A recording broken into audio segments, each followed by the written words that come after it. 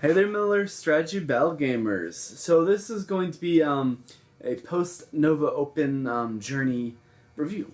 Basically, what I'm gonna do is I'm gonna talk about our experience at Nova and what I thought about it, and perhaps motivate anyone to want to go on next year. So Nova Open is a really big mini wargaming convention they do in Crystal City, Virginia, which is I think it's part of Washington D.C. If it's not part of, then it's right next to it. So our SPG team was there. Basically, guys, our SPG team is our Carolinas Middle Earth League.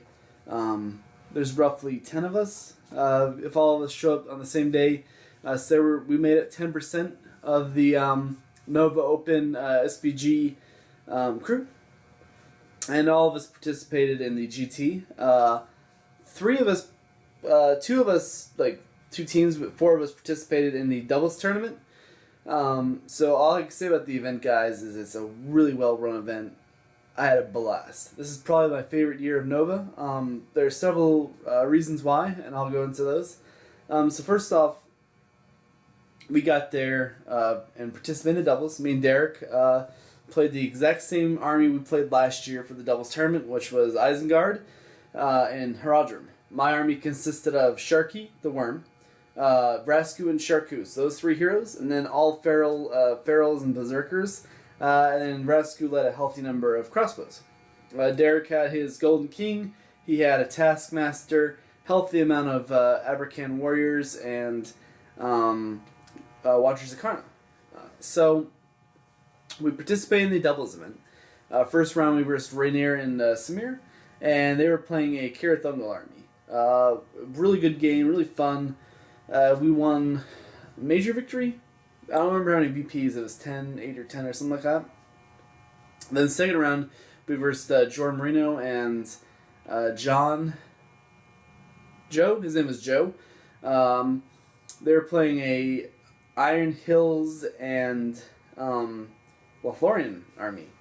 And that was a rather close game. It was reconnoiter, but it was a victory. It was a minor win, I think 3-5.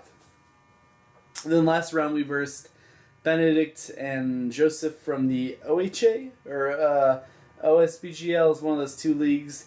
And that was a really good game, really hard game. That was our hardest game of the doubles tournament yet. They had a really terrifying army, no pun intended. They had 3 Ring Wraiths, Black Numenorian Shield Wall, and that was a 11-8 win to us. So we won all 3 games, and we retained our 3rd place. So 2 years in a row now for the Nova Open doubles tournament. Me and Derek have placed 3rd with this list. Unfortunately, because of the new rules that are out, we won't be able to play it again. So we're going to have to come up with some new little cheeseball army to go and compete with. So we had that at doubles, and then later that night we had the Adam Troke seminar. Basically, he went over the new rules, their new rules, and he talked about some of the stuff, the heroics, a few of the profiles. We got to see a preview of Gandalf, which was announced the night before, and we got to see a few other things about that as well. We found out some news about the Gondor at War. New models coming out, along with models that are old but are being re-released. January, and then the Gondor at War and the Hobbit armies of the Hobbit are also to come out later this year. So that was a great seminar. We a few things that we already knew, but then we knew some new things. So it's a great seminar. But the highlight of that was after the seminar, we got to go purchase the rulebook and the armies of Lord of the Rings. And I'll tell you what, guys, that was the most excited I've been for SPG in a really long time, possibly ever.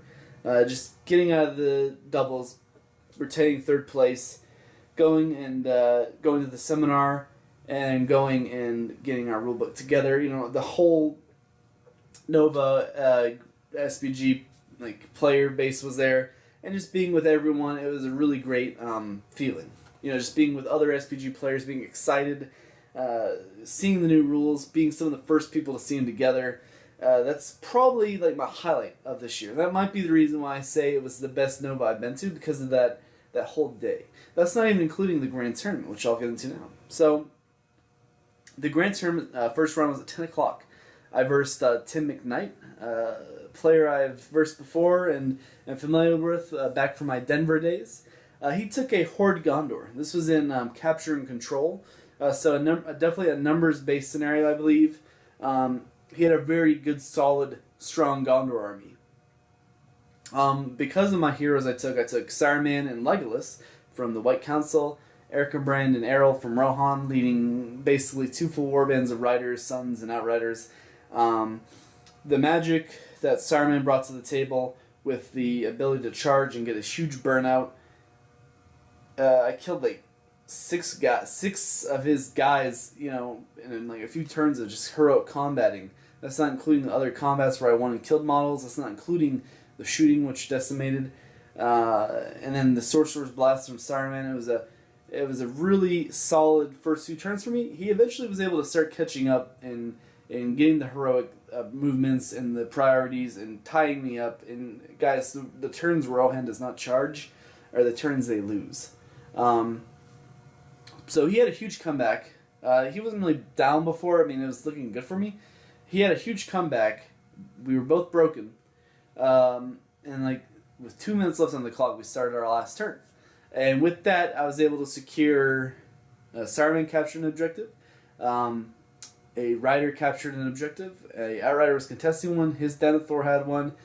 And I believe he had 2. So he had 2. I had 2 or 3. And we were both broken. But I won. It was a minor win. It was a high VP's game, but it was a minor win for me. Really, really close game. Towards the end, I honestly thought I would have lost. If that last round, the last turn did not happen, I probably would have lost by a minor. So it was a really close game, a really fun opponent, and it was fun to verse someone who I'm familiar with from another league, who I haven't versed him in 10 years. Well, close to 10 years. 2012, so 6 years.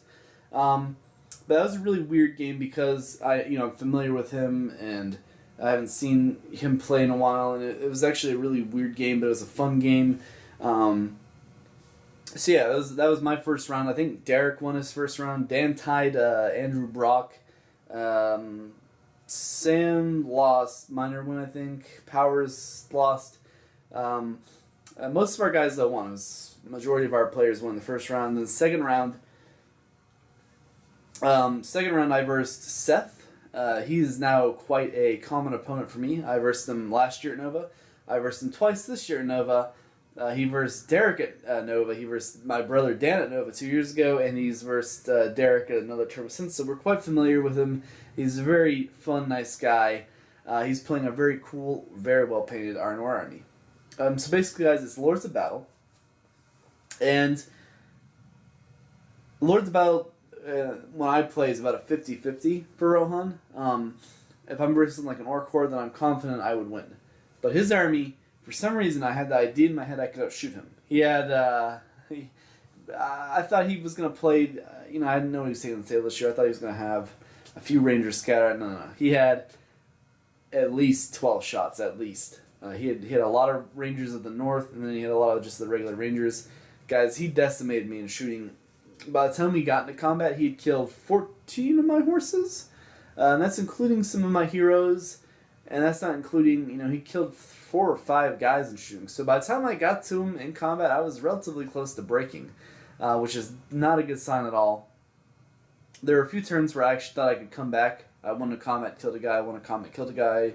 I won a few combats here and there. Him burning the fate from his rangers in the north definitely did not help him.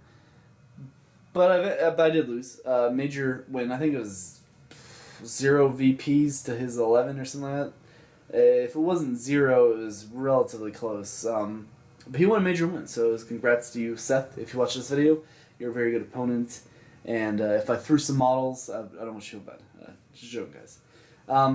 So we went on to the third round. It was the last round of the day. I versed Robert. Now, Robert is a very familiar opponent. I versed him in both of the Forts of the Potomac, second round each, and I versed him in Nova this year. So he was playing his Herald army, a very cool kind of themed army for his Heraldrum. He has him like some really cool conversions in there, and so I'm quite familiar with him as a player, and he's a very good player and a very friendly, nice guy. We played Reconnoiter. So right off the bat, guys, Rohan Reconnoiter, I normally win that scenario. So basically, turn 1 and 2, my Errol and Erkenbrand did not show up to fight. But when they did show up, I moved on. I basically used Saruman to do some magic, 18-inch range command on a few of his heroes, try to shoot their horses out with Legolas, that kind of thing. Nothing big, just a few plays here and there. But when Errol and my guys ran on, I ran them on a flank. Heroic marched off the flank. I got 5 models off, I want to say. Just heroic marching, bam, off. So I got 5 models off, my leader being one of them. Now I know on paper, guys, he's 3 might. He needs to be in combat and stuff, but he's my leader. My logic was, if I can get him off the table and get more models, I'm denying him my leader wound, and I'm getting double the models, or I had 3 times the models as him. And then I used Saruman, Legolas, and Erkenbrand in the riders I'd left, which was still quite a few, to try and just throw it at his army and stop him from getting there until either I got broken and the game ended, or until the round ended. And that exactly is how the game happened. Saruman did his... I commanded Suladon out in the weirdest leader wound ever. I commanded Suladon out. He did not want to resist it because he said he wanted to use his will for later in the game, the resist magic from Saruman, which I thought was fine, it was smart. So what happened next, I commanded him out in front of my archer line. Shot 10 or 15 shots at him. Didn't do any wounds to him, but I did wound his horse. And he took a Throne Rider and rolled a 1. He didn't want to resist or might it up. And then he fell off and he took a wound. And he's okay, I'll use my fate. He rolled a 1. So a very weird chain of events, guys, to knock him off of his horse. And I was able to get the leader wound. So that was part of why I got the major win. I'll talk about that in a minute. So then we got into combat. I commanded out a few of his half-trolls, charged him with Legolas, and just missiled around. But eventually, his numbers, he still had his whole army, basically, and most of his heroes had might, or all of them had might, almost their full store, just started trapping me. Started trapping my models, getting, a huge advantage. And he eventually didn't break me, but he was close. 1 or 2 models close to breaking me. Basically, guys, what happened is, when I play, I was keeping my eye on the clock. I was trying to keep it to where if I was going to get broken, it would be towards the end of the game. He wouldn't have that huge advantage. And that's part of the strategy, guys, to the tournaments, is you want to keep your eye on the clock. That's one of the things I did not really realize my first year of Nova. There's a little bit more tactic to actually participating in the tournament than just playing a regular numbers game, a match against your friends. Is you want to keep your eye on the clock. You want to how many turns do I have till I'm broken? How many turns do we have till the game ends? That kind of thing. So I figured I needed to win big to still be in the running. So I was able to get 7-0 or something like that. He didn't win my leader. I had 3 times the models, and we were both unbroken. And honestly, if the game had gone one more turn, then he would have won. Asterisk. I think he would have won if it had gone one more turn, because he would have been able to get a lot more models off, and I would have been broken. Because he had some guys that were a turn or 2 away from him, so it could have been a minor win. Either way, it was a very close game. He's played it very well. Just the fact that I had that mobility, and I was able to charge him and meet him halfway at the board with my army, it really inhibited him from doing what he wanted to do, and enabled me to do what I wanted to do. So it's just part of the thing, guys, about Rohan is the 10-inch movement, the mobility you have. It's absolutely great. So that night, we went out to Buffalo Wild Wings. Us and a few of the members of the OHA, and we had wings and had a good time. That was another highlight of the trip to me. So really this year, the tournament itself were great. Of course, well run, excellent terrain. But to me, one of the highlights this year was actually going out and interacting with the community, going out and meeting guys that you see on the forums, going out and meeting guys that are subscribed to our channel, going out and just putting a name to the face and associating with people. That was actually one of the highlights this year. That and the new rules, and of course the event itself it's always well run. I have no complaints. Adam Shrug was a judge, which was really cool. So then the next round, round 4, it was seize the prize. And this scenario I've not lost yet in a tournament, but I've only played it twice. So basically what happened, guys, is I was versing an Iron Hills player. He had 2 of the Iron Hills Ballistas, 2 Iron Hills captains with all Ram Riders, and he had a captain engineer who was his leader. So versing Sam and just knowing the sheer power behind the twirly whirly, I was like, okay, I need to stay spread out to where he won't dismount half my army in one shot, or most of it. But I need to also have guys close to my heroes and close to some of my key targets where I can put the shot onto them. So that's exactly what I did. I left Outriders, my weaker combat guys, on the outskirts of some of my heroes. So I was like, okay, I'm going to put the shot on my Outrider. He didn't miss any of his shots, except until towards the end of the game. He was able to hit everything, and he killed a handful of guys, 5 horses. He dismounted 5 guys. So basically, what happened is I got the Jewel of Legolas, picked it up my first turn, rolled a 6, got it, and then I was able to move my army towards him, and then I used Saruman to command one of his goat riders out so he cannot shoot at me. So that's another thing I learned. This is the first tournament ever that I've ever done where I've actually taken a caster. I tend to be the guy, I like going in 5 really good combat heroes, 4 or 5 good combat heroes in combat, calling heroic combat, trying to decimate their numbers. That's normally how I play, guys. But this year I was like, I actually want to try and use a caster. I want to try and actually place. So I took Saruman and Legolas. And Saruman was one of the best wizards in the game. Right now I kind of think Gandalf might take that mantle, depending on what happens in the Gandalf the White. So I was able to pull his guys, and as soon as we got into combat, I automatically outnumbered him. We had the same model count, but half his models were back there on his twirly whirly. Well, close to half. So basically, as soon as we got into combat, I started enveloping him, calling heroic combats, using my Sorcerer's Blast. Absolutely devastating for him. His big move in the match, I think, was he actually assassinated Legolas with one of his twirly whirlies. Luckily, it was actually towards the edge of the board, and I had a guy right there behind him to pick it up, and the next turn I ran off. So it was a 7-0. It was actually, I got the Jewel off. That's 7. And I did wound his leader because I got a Sorcerer's Blast on him. So it was an 8-0 victory for me. So by this time I was like, okay, I had 3 wins and 1 loss. I was like, I'm going to be playing, I was on one of the higher tables. I was like, okay, so if I win this game, I could potentially get in the top 10. And I actually thought, depending on how the other games went, I thought there was a chance I could have gotten in the top 1, 2, 3. It was kind of a fantasy. I don't think it would have happened. But I was like, okay, it could happen. It could. In my head, I was like, I could do this. So I ended up versing Seth again. The guy who decimated me earlier in the tournament. It was in Fog of War, and I was like, okay, so Fog of War, Errol's my leader, so I was like, I can send Errol in like a grenade and do whatever I want with him, which is fine. He's really good in combat. He has his ability to get might. I have Saruman. So it was on this really cool rune board they have. We picked our 3 objectives at Nova this year. They said, for Fog of War, you and your opponent pick 3 pieces of terrain that you can capture and agree on it, or else call a judge over, and we agreed, it was a gentleman's game. So we agreed on our terrain pieces. Game started. First turn, I picked a Ranger of the North, or Dunedain. One of the 2. I picked a Dunedain to kill, and it was one he kind of modeled one off of the old Aragorn model. I was like, okay, I'm gonna pick that Aragorn one because it's a easy model to distinguish, and I figured I can kill him pretty easily. So he put him right in the front, guys, right in the front of his army.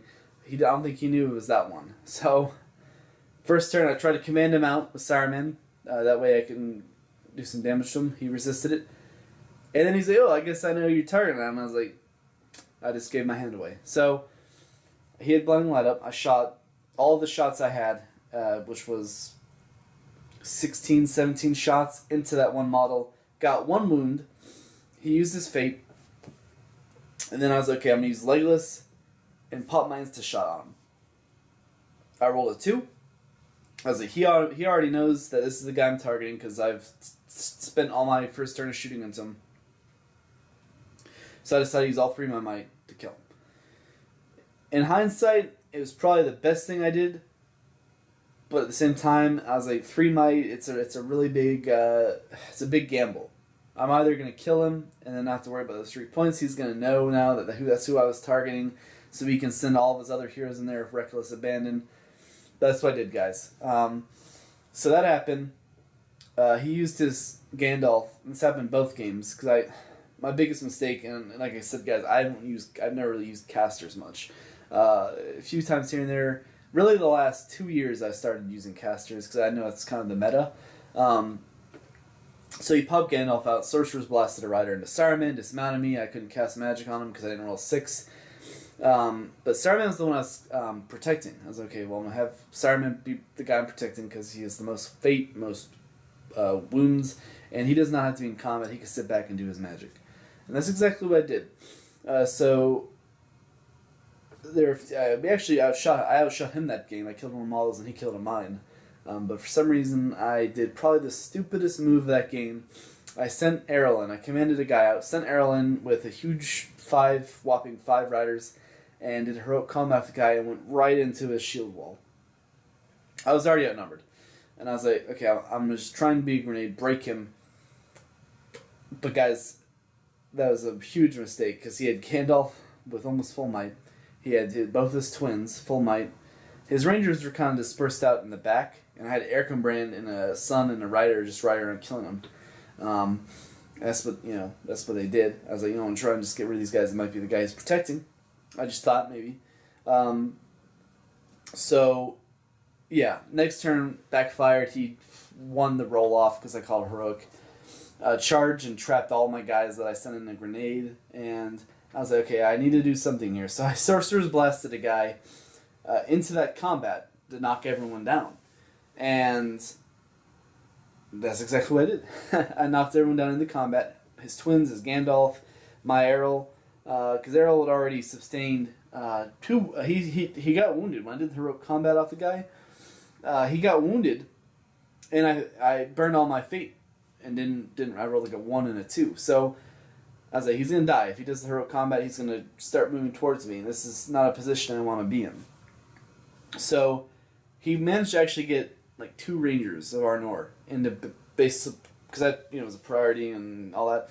So he managed to actually get 2 Rangers of Arnor into the combat to support his downed Gandalf and a downed warrior. So at this point, he did the heroic combat, and this is actually something I didn't know, and it was ruled by Troke and by Devin, who was the event organizer, that if there's a model who's not prone, like a hero, and you call heroic combat, you used to say you got some guys actually standing up and fighting, you can stand up, because you stand up as a result of winning the fight, and then you can move your full movement.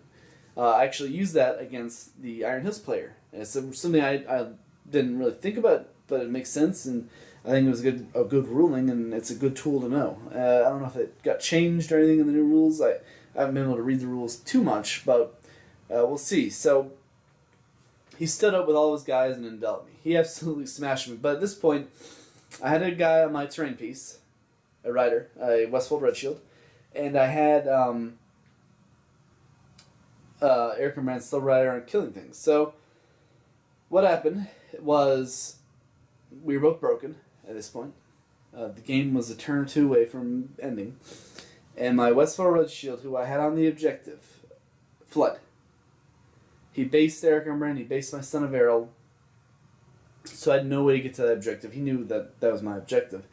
And, we had that subsequent combat phase. Nothing big happened. And then we rolled to see if the game ended, and it was a 2. So the game ended. It ended up being a minor one for me. 7-5, something like that. We both protected. I protected Gandalf, or sorry, he protected Gandalf. So that's 3 piece. I killed the guy he wanted to kill. He did not, and he had more guys on the terrain piece. I still had 1 guy on, but he had more. So I think he got 1 point for that. But if I had my rider on, it would have been a major win, and it could have propelled me a little bit farther into the top tier. I placed 11 guys out of 70 players. Doing it with Rohan, an army I really love, an army that I've actually built a lot of momentum with this year in terms of playing, and I placed thirds at the first Swords of the Potomac, I placed fourth at the second, beating some really tough guys, and I felt like going into Nova this year I really could have done it. But 11th place, that's a huge improvement from last year where I placed 22nd. It's a huge improvement for the year before where I didn't have a good showing at all. I was playing a very unfamiliar army, and I didn't really know how the tournament structure worked. So I was very happy with that.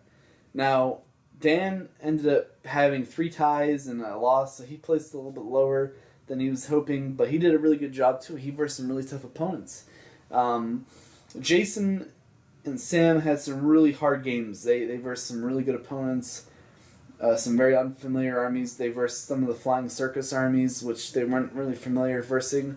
And our Derek, he's been on our channel a few times. He ended up taking third, guys. He took third at Nova Open. That's a big deal. He tied Jacob. They were both on table 1, and he ended up tying Jacob Hall. So I think it's the first time in the history of Nova that the top table has actually been in a draw. So Rainier, who was on table 2, ended up placing first because he got a major win. So the Derek and Jacob placed second and third, and it was just a really good event. Our Carolinas League had a really good showing. I think with the new edition coming out and the momentum that we're getting, we can actually have an even better showing next year. I'm not sure if they're doing Nova again. I have a feeling they are. It's a really anticipated, well-run event.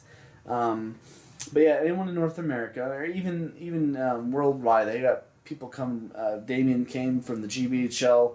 A bunch of Canadians came. I know that most the GBHL guys have come before.